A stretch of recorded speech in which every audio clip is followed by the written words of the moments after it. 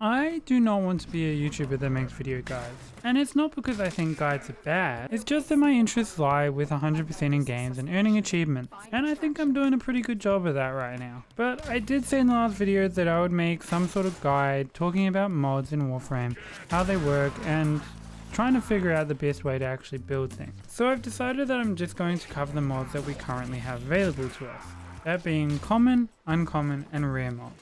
Mods are used to modify every type of equipment we come across in this. They're obtained in multiple ways, but some of the most common ways of getting them are as drops from enemies, trading with traders, and completing bounties.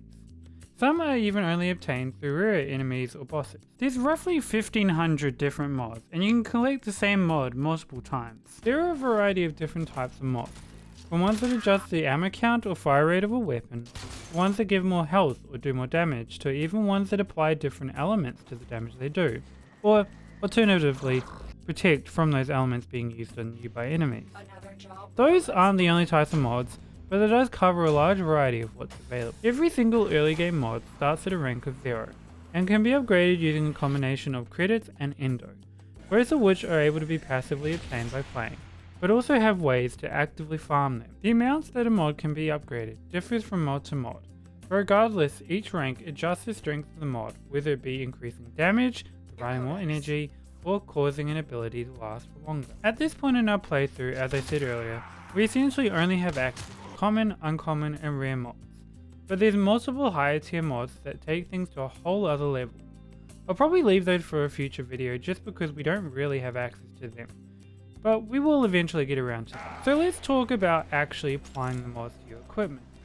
As I've said, mods can be equipped onto every type of gear, from warframes to weapons, even companions, but each type of gear has its own set of mods that aren't available on other types. The majority of gear types come with 8 base mod slots, with some notable exceptions being companions and necromants. This, combined with the aspect of there being mod capacity, creates limits on what's possible to build. The default amount of capacity that an unleveled weapon starts with depends on the mastery rank of the player, with it starting at 15 and being increased by 1 for every 2 mastery ranks achieved.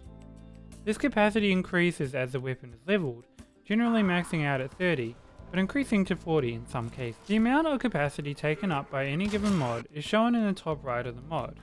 There are ways to reduce the amount of capacity a mod takes up, and also ways to increase the overall capacity available. One such way is to use the specialized mod slots that some equipment have. There's 3 types of extra slots that we will come across: Exilus, Aura, and Stance slots. There are also special slots on the railjack, but we won't worry about that. We also have the ability to use Forma to change the polarity of a mod slot. This halves the cost of the mod if the polarity is the same as the polarity of the mod, but also increases the cost if the polarity isn't the same.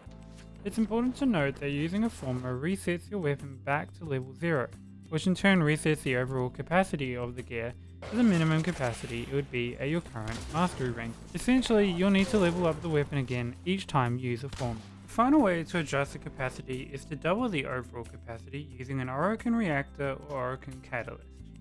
One of the easiest ways to obtain either item is through Nightwave. Nightwave is Warframe's battle pass system, with in-game challenges that go towards rewards and a shop with a variety of different items available. Both Orokin reactors and Orokin catalysts are available as both possible rewards and also in the Nightwave shop. So we've talked about how to get mods and how they're applied to the gear. We should probably talk about how they actually affect the gear itself. While mods are pretty straightforward in that what the mod says it does is what it does, mods aren't always standalone and can often affect each other in some interesting ways.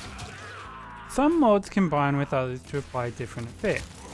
For example, if I put a mod that applies toxin damage at the same time as having a mod that applies electric damage, we actually end up with a combination of both that applies corrosive damage to any enemies that we come up against.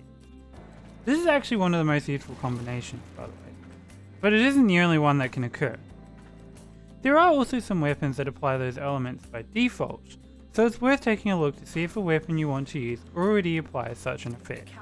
An extra detail to take note of is that stacking mods that affect the same stat isn't always a good idea, especially since there are mods later in the game that will multiply those stats, potentially resulting in even more damage. At this early stage in the game, it's probably okay to stack mods of specific stats, But as with everything that I've tried to point out, it's worth keeping an eye out for mods that can interact with stats in different ways. There are some good rules of thumb when it comes to modding that I want to share with you. First up, it's always a good idea to use a mod that increases your health and shield, at least in the early game of Warframe. Frames on their own aren't weak, but having a good buffer never hurts, and you will always be weak to some effect or element. So having extra health and shield is great just to make sure you survive anything thrown at you. Secondly, if you're using a frame where you're finding yourself using abilities a lot, you most definitely want to put on energy related mods. You may want to use an ability range mod for range based abilities, for example max pull, but that depends entirely on whether said ability would actually benefit from the range upgrade, so I recommend looking into what mods actually affect the abilities you want to use. Thirdly, for almost any weapon, using a mod to increase damage is also worth it. Enemies are scaled by their level, except in the case of survival and defense missions, which scale enemies based on the rotation count. The highest level enemy an average player is likely to face is probably in the mid 100s, but the highest possible level you may end up facing overall comes in at 450. Considering we begin the game going up against level 5 to 6 enemies, hopefully this shows you just how important damage is. As for proper builds, there are plenty of videos and posts with builds for frames, gear, and many of the other bits and pieces you'll come across. I will start trying to post the builds and frames I come up with as I get them, but I recommend finding a reliable source of your own for Warframe. So I don't know if I've covered mods to a good extent. I've tried my best to wrap my head around how this works, and I appreciate any input that more knowledgeable players might have. I will 100% come back to this topic at a later date to talk about prime mods and ribbons and anything I might have gotten wrong. For now, I hope that this video helps any new players that are out there. I spent a good amount of time trying to wrap my head around this all, and I feel like I've only just barely scratched the surface. But if you found this helpful or you enjoyed my attempt at trying to describe how it works, please consider liking and subscribing. We may end up touching on other topics as Warframe is a very complex game, but I want to go back to 100% in games and try to earn all those achievements. Thank you for watching, and I will see you guys in the next video. Bye!